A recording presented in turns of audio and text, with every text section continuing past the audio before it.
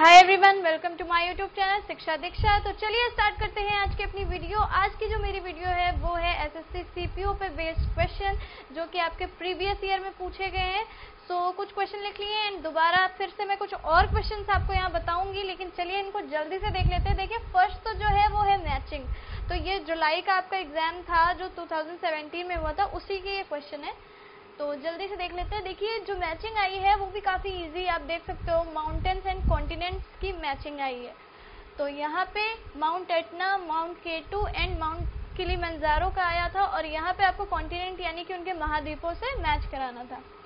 तो देखिए सबसे पहले आप जानते हैं, देखिए केटू जो है, केटू एशिया में पड़ता है, और एशिया में वो है पीओके में, यानी कि पाक ओरिएंटेड कश्मीर जो है वहाँ पे ये केटू, माउंट केटू लगता है।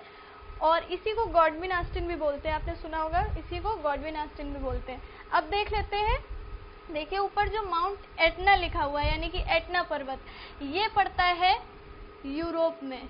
और यूरोप में कहाँ पे पड़ता है ये भी बता दे रही हूँ मैं, इटली में पड़ता है। तो ये जो माउंट एटना है ये पड़ता है यूरोप में। अब नेक्स्ट देख लेते हैं। देखिए किलिमंजारो जो माउंट लिखा हुआ है ये है आपका अफ्रीका का, तो ये आपका पड़ता है अफ्रीका में। तो माउंट किलिमंजारो अफ्रीका, एटना हो गया आपका यूरोप एंड केटू हो गया आपका एशिया। तो यही मैचिंग आई थी। ऑप्शन आया था जैसे फर्स्ट का ए बी इस टाइप से ऑप्शन आया था, तो मैंने ऑप्शन नहीं लिखा है यहाँ पे, क्योंकि आप मैचिंग करा के नॉर्मली ऑप्शन लिख सकते हो। अब चलिए सेकेंड वाला क्वेश्चन देख लेते हैं। कौन सी पर्वत श्रृंखला यूरोप और एशिया को अलग करती है? देखिए माउंटेन से कितने क्वेश्चन आए, तो माउंटेन्स जो हैं आपके बहुत ही ज़्यादा इंपॉर्टेंट है, उनको तैयार कर लीजिए। जितने भी आपके इंडियन एंड इंटरनेशनल जितना भी कुछ है माउंटेन्स आपको सारे पढ़ने पड़ेंगे, तो सबको आप तैयार कर लीजिए। खासकर ऐसा नहीं है कि बहुत सारे ही पढ़ने पड़ेंगे, जितने इंपॉर्टेंट है जो कि आपके एसएससी एग्जाम्स में आते हैं, चाहे वो इंटरनेशनल हो चाहे वो इंडियन हो, तो वो सारे, उन सारे माउंटेन्स को तैयार कर लीजिए। अब देखिए यहाँ पे आया है रेंजेस के बारे में पूछा गया है, माउंटेन रेंजेस के बारे में। तो देखिए कौन सी पर्वत श्रृंखला यूरोप और एशिया को अलग करती है?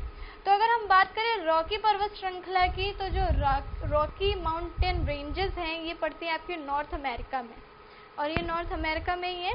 तो ये दो कॉन्टिनेंट को अलग नहीं करती। अलग करने का मतलब क्या है, जब किसी दो कॉन्टिनेंट के बॉर्डर पे, एकदम बॉर्डर पे वो माउंटेन रेंजेस होंगे तभी तो वो डिवाइड कर पाएंगे।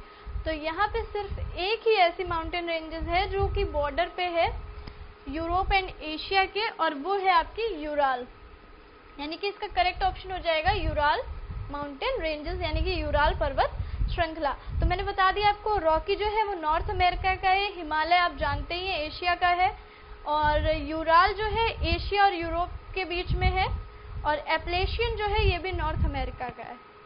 तो ये भी मैंने बता दिया कि कौन से कॉन्टिनेंट में आपको लगता है। अब देख लीजिए, नेक्स्ट देख लेते हैं।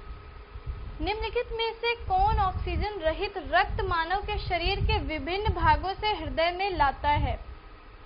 देखिए गाइस, इस तरह के क्वेश्चन, ये क्वेश्चन भी मैं पहले बता चुकी हूँ, माउंटेन रेंजेस के भी बता चुकी हूँ। आप बिल्कुल भी ये मत सोचिए कि मैं जो भी पढ़ा रही हूँ, अगर वो बाई चांस ये सीपीओ का आप पढ़ रहे हो तो आप सोचोगे सिर्फ ये सीपीओ के लिए इम्पोर्टेंट है, सीजीएल में से कुछ नहीं आना। तो ऐसा कुछ भी नहीं है। एसएससी क्या करता है, हर पेपर का कुछ ना कुछ उसका जो पैटर्न है बिल्कुल वही है, चीज़ें भी बिल्कुल वही आती हैं, बस यहाँ पे पेपर का पैटर्न चेंज है कि आपके जो सीपीओ का एग्जाम है इसमें बहुत सारे क्वेश्चंस आते हैं। तो यही सारी चीज़ें, बाकी ऐसा कुछ भी नहीं है कि जो आपने यहाँ पे एसएससी में सीएचएसएल के लिए तैयार किया है वो सीजीएल के पेपर से ही बाहर है, या फिर वो आपके सीपीओ में नहीं आने वाला। तो बस आप आंख बंद करके इतना तैयार कीजिए कि आपको एसएससी के लिए क्या पढ़ना है, वही सारी चीज़ें आप बस डीप पढ़ते जाइए। ये तो मैंने इसलिए बताया है कि आप समझ जाएं। अभी सीपीओ का पेपर भी शायद आप लोगों के एडमिट कार्ड भी निकल रहे होंगे, पेपर भी कब है मुझे डेट नहीं पता है इसकी, लेकिन क्योंकि जुलाई में हुआ था पिछली बार, तो जुलाई में ही होना होगा, जुलाई से लेकर अगस्त तक जाएगा। तो जो आपका ये पेपर है आप समझ लो कि कैसा आता है, किस टाइप के क्वेश्चन आते हैं, इसलिए मैंने ये बताया। बहुत सारे लोग डिमांड कर रहे थे, इसलिए मैंने सीपीओ के लिए ये वीडियो बनाई। लेकिन आप लोग इस चीज़ को अच्छे से ध्यान रखिए कि हर वीडियो आपके लिए इम्पोर्टेंट है, चाहे आप किसी की भी तैयारी कर रहे हो। तो देखिए ये जो क्वेश्चन है ये मैंने बताया था, मुझे याद नहीं रेलवे के लिए बताया है या फिर एसएससी में ये आया हुआ था, तो ये भी एक आया हुआ क्वेश्चन है, इसके बारे में बात कर लेते हैं। और निम्नलिखित में से कौन ऑक्सीजन रहित रक्त मानव के शरीर के विभिन्न भागों से हृदय में लाता है? तो देखिए सबसे पहला जो है नसें, यहाँ पे जो ऑप्शन आया था पेपर में आपके सीपीओ में वो था ये नसें, धमनियां और तंत्रिकाएं, फेफड़े, यानी कि veins, arteries, nerves and lungs. और इसी तरीके का रेलवे या एसएससी का जो मैंने क्वेश्चन बताया था वहाँ पे भी ऐसे ही कुछ था, बस वहाँ थोड़ा बहुत चेंजमेंट था। मैंने क्वेश्चन लिखा था कि कौन सा, 2 क्वेश्चन लिखे थे, कौन शुद्ध रक्त को हृदय में ले जाता है और कौन हृदय से शरीर में लाता है। तो ये 2 क्वेश्चन थे, एक का ऑप्शन था सिरा और एक का आंसर था धमनी। तो बस यहाँ पे भी यही चीज है, ये जो नसें हैं इन्हीं को शिराएं बोलते हैं, यानी कि वेन्स, इसी को शिराएं भी बोला जाता है। और जो सही ऑप्शन होगा वो भी आपका नसें ही हो जाएगा, क्योंकि ऑक्सीजन रहित रक्त मानव के शरीर में के विभिन्न भागों से हृदय में कौन लाता है, तो शिराओं का कार्य है ऑक्सीजन रहित रक्त को शरीर के विभिन्न भागों से हृदय में लाना। तो नेक्स्ट क्वेश्चन देख लेते हैं। बाकी ये देखिए जितने इसमें ऑप्शन आए थे वो सारे आपके काम के नहीं, क्योंकि लंग्स, उनसे कोई ब्लड का रिलेशन ही नहीं है, और तंत्रिकाएं, ये सारी चीजें जैसे लंग्स है आपका, ये ब्रीदिंग के लिए होता है। तो आपको बस इतना देखना है कि आपका ऑप्शन कहाँ है, बाकी ऑप्शनों से आपको मतलब नहीं रखना है, तभी आप जल्दी पेपर कर पाओगे। अब नेक्स्ट देख लेते हैं। देखिए लिखा है निम्नलिखित में से किस शहर में विश्व का दूसरा सबसे लंबा समुद्री तट स्थित है, और ऑप्शन आया था मुंबई, कोलकाता, पुडुचेरी यानी कि पांडुचेरी जिसको बोलते थे, चेन्नई। तो वैसे तो इसका जो करेक्ट ऑप्शन है वो है चेन्नई, जिसको आप जानते हो मरीना बीच बोलते हैं, वही। लेकिन अगर हम बात करें विश्व का दूसरा सबसे लंबा, तो ये एक तरीके से गलत है, क्योंकि ये चीज एक तरीके से हम बोल सकते हैं कि गलत ही पूछी गई। लोग बोलते हैं कि भारत में विश्व का दूसरा सबसे लंबा समुद्र तट है जो कि है मरीना बीच, लेकिन ये बिल्कुल गलत है, क्योंकि मरीना बीच आपके टॉप 10 जितने भी लंबे समुद्री तट है उनमें भी नहीं आता, यानी कि टॉप 10 के अंदर भी नहीं आता है। तो जो आपका सबसे लंबा समुद्री तट है उसको प्यारा दो कसिनो बोलते हैं। एंड उसके बाद आपका जो है 1-2 और फिर उसके बाद 90 माइल्स करके न्यूजीलैंड पड़ता है, ऑस्ट्रेलिया का एक समुद्री तट। उसके बाद पड़ता है कॉक्स बाजार जो कि है बांग्लादेश में। तो ये सारे काफ़ी लंबे, इनके मुकाबले ये बहुत छोटा है, लगभग 8 माइल्स का है, तो ये बहुत ही ज़्यादा छोटा है। लेकिन फिर भी बोला जाता है कि लंबा समुद्री तट, तो इसे सबसे लंबा अर्बन समुद्री तट आप बोल सकते हैं, यानी कि अर्बन सी बोल सकते हैं, अर्बन सी बीच। ओके, तो अब आपको बस इतना याद रखना है कि अगर आपका क्वेश्चन ऐसा आया है, आपके पास ऑप्शन है, तो आप चेन्नई लगा दो क्योंकि सही है, लेकिन ये दूसरा सबसे लंबा अर्बन सी बीच है, ना कि सिर्फ लंबा समुद्री तट अगर लिख दिया जाए। तो बस यही हो जाएगा आपका।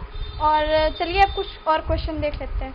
देखिए फर्स्ट क्वेश्चन जो लिखा है वो है हिस्ट्री से आपका, विक्रमशिला विश्वविद्यालय का संस्थापक कौन था। ये विश्वविद्यालय विक्रमशिला, तक्षशिला बहुत ही इंपॉर्टेंट है और बहुत ही पुराने हैं, तो आपको इनके बारे में अच्छे से लर्न करना होगा। अच्छा मैं बता दूं कि ये जो विक्रमशिला विश्वविद्यालय ये पाल डायनेस्टी के समय का है, यानी कि जब पाल वंश का शासन था। और आप देख सकते हैं पाल वंश का एक ही यहाँ पे राजा लिखा हुआ है जो कि है धर्मपाल, और बाकी जितने हैं आपका विजय सेन, बल्लाल सेन, ये जितने भी आपके बंगाल के हैं सेन डायनेस्टी के, तो ये सारे राजा बंगाल के हो गए। और ये जिनका नाम अतिसा दिया हुआ है ये बंगाल के ही थे, लेकिन ये एक बुद्धिस्ट टीचर थे, या आप बोल सकते हैं एक मॉन्क बोल सकते हैं, बुद्धिस्ट टीचर बोल सकते हैं, ये राजा नहीं थे। तो यहाँ पे जो संस्थापक थे वो थे धर्मपाल, विक्रमशिला विश्वविद्यालय के संस्थापक धर्मपाल। अच्छा मैं बता दूं ये जो विक्रमशिला विश्वविद्यालय था ये अब तहस-नहस हो चुका है लगभग, तो ये आपका बिहार में पड़ता है। अभी भी जो अवशेष हैं वहाँ मिलते हैं, मतलब खंडहर है अभी भी, पूरी तरीके से तो नहीं है जैसा बना था। चलिए बाकी के बारे में देख लेते हैं। क्लोरीन गैस निम्न में से किसका मुख्य घटक है। पूछा जा रहा है कि इनमें से सबसे ज्यादा क्लोरीन किसमें प्रेजेंट है। तो देखिए वाटर, तो वाटर से तो क्लोरीन का कोई वही नहीं है, H2O आप जानते हैं, इसमें हाइड्रोजन है और ऑक्सीजन है। अश्रु गैस यानी कि जो आपकी टीयर गैस होती है, टीयर गैस, तो इसमें जो है आपका क्लोरीन अच्छी मात्रा में होता है, ठीक है। और इसके बाद देखिए आपका द्रवित पेट्रोलियम गैस यानी कि लिक्विड पेट्रोलियम गैस यानी कि LPG दिया हुआ है, आप जानते हैं इसमें ब्यूटेन एंड प्रोपेन होता है मिक्सचर उसका, और खास तौर पे ब्यूटेन ही ज़्यादा होता है। और फिर आपका गोबर गैस है जिसमें मेनली क्या प्रेजेंट रहता है, इसी को बायोगैस भी बोलते हैं। इस पे आपका मीथेन, क्योंकि सड़ी गली चीज़ों से जो होते हैं मीथेन गैस बनती है, तो यहाँ पे आपकी मीथेन। तो जो आपका सही आंसर हो जाएगा वो हो जाएगा अश्रु गैस यानी कि टीयर गैस, इसी में आपका मेनली क्लोरीन प्रेजेंट होता है। अब चलिए देख लेते हैं नेक्स्ट। लिखा है मॉन्ट्रियल प्रोटोकॉल का मुख्य उद्देश्य क्या था। ऑप्शन है ओजोन परत का संरक्षण, ऑप्शन बी है जैव विविधता का संरक्षण, ग्लोबल वार्मिंग, जलवायु परिवर्तन। तो इसको मैं इंग्लिश में बता दूं, प्रोटेक्शन ऑफ ओजोन लेयर, इसको बोलेंगे conservation of biodiversity, global warming and climate changement. तो आपका जो आंसर हो जाएगा ये था ग्लोबल वार्मिंग के लिए, सॉरी ओजोन परत के संरक्षण के लिए, ये गलती से मैंने बता दिया। ग्लोबल वार्मिंग ये है ओजोन परत का संरक्षण। तो मॉन्ट्रियल प्रोटोकॉल का जो मुख्य उद्देश्य था वो यही था कि ओजोन परत का संरक्षण कैसे किया जाए, इसीलिए ये प्रोटोकॉल हुआ था। तो मैं आपको बता दूं, ये जितनी भी चीज़ें कहीं ना कहीं ओजोन लेयर से रिलेटेड हैं, क्योंकि आप जानते हैं ग्लोबल वार्मिंग से या जलवायु परिवर्तन से ओजोन लेयर पे जो है कोई ना कोई फर्क पड़ता है, उसमें ह्रास होता है, बोलते हैं कि ओजोन लेयर का। तो इस वजह से जो ग्लोबल वार्मिंग की वजह से ओजोन परत का ह्रास होता है, उसी वजह से ये जो प्रोटोकॉल हुआ था मॉन्ट्रियल प्रोटोकॉल, जिसमें आपके ओजोन परत के संरक्षण की बात की गई थी। नेक्स्ट देख लेते हैं।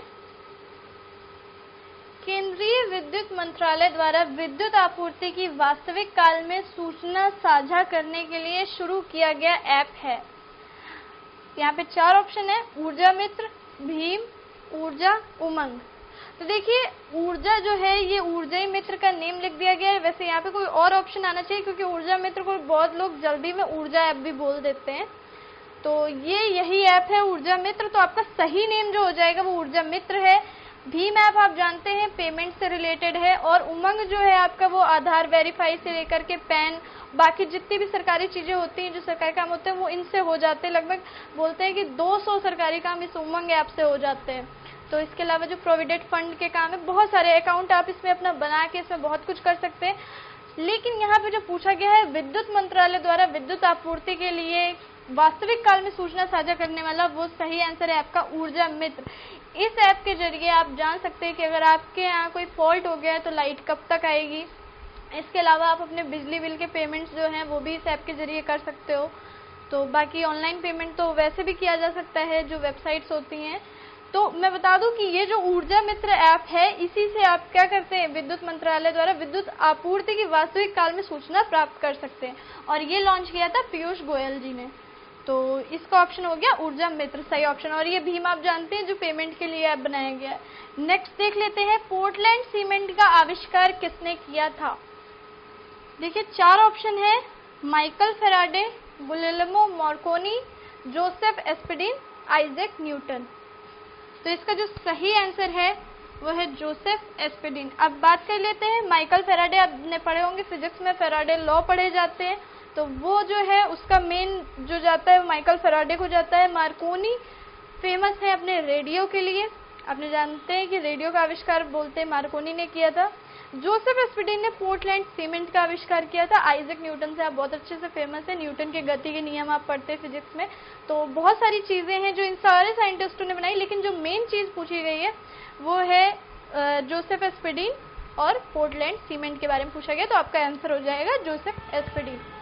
गाइस कुछ क्वेश्चन मैंने नहीं लिखे, क्योंकि वो मैंने इसलिए नहीं लिखे कि नेक्स्ट टाइम मैं बताऊंगी, ऐसा नहीं है, क्योंकि वो बहुत ही सरल है और मैं अपनी जो पहले वीडियो बता चुकी हूँ वैसे ही क्वेश्चन इस सीपीओ के एग्जाम में पूछे गए थे। तो सेम वही जो किसी पेपर में आया है वही चीज़ यहाँ रिपीट करके रख दी गई। देखिए क्वेश्चन हमेशा ऐसा नहीं है कि अगर उस पेपर में रिपीट नहीं हो रहा है क्वेश्चन तो वही क्वेश्चन आपका किसी दूसरे एग्जाम में आ सकता है। तो ऐसे क्वेश्चन आए थे, तो इस वजह से मैंने कुछ ऐसे क्वेश्चन नहीं लिखा था। जैसे ये लिखा था कि लगातार कार्य करने से जो मांसपेशियों में थकान आ जाती है, ये क्वेश्चन आया हुआ है इसी पेपर में का, तो वो किस एसिड की वजह से होता है, लैक्टिक एसिड। और मैंने अभी जो पहले वीडियोस बनाई हैं उसमें मैंने ये क्वेश्चन भी दिया था। दिल कितनी बार धड़कता है वयस्क का, तो वो भी क्वेश्चन था। बहुत सारे ऐसे क्वेश्चन थे, तो वो क्वेश्चन मैंने नहीं लिखे। अगर आपने अभी तक वो सारी वीडियोस नहीं देखी तो उन्हें जल्दी से देख लीजिए, तो आपका सब कुछ क्लियर हो जाएगा। और ये वीडियो पूरी लास्ट तक तो आपने देख ली होगी। वीडियो को शेयर कर दीजिएगा और वीडियो को लाइक करना मत भूलिएगा, और कमेंट साथ में करते रहिए। तो चलिए मिलते हैं अपनी नेक्स्ट वीडियो में, तब तक के लिए पढ़ते रहिए, सीखते रहिए शिक्षा दीक्षा के साथ।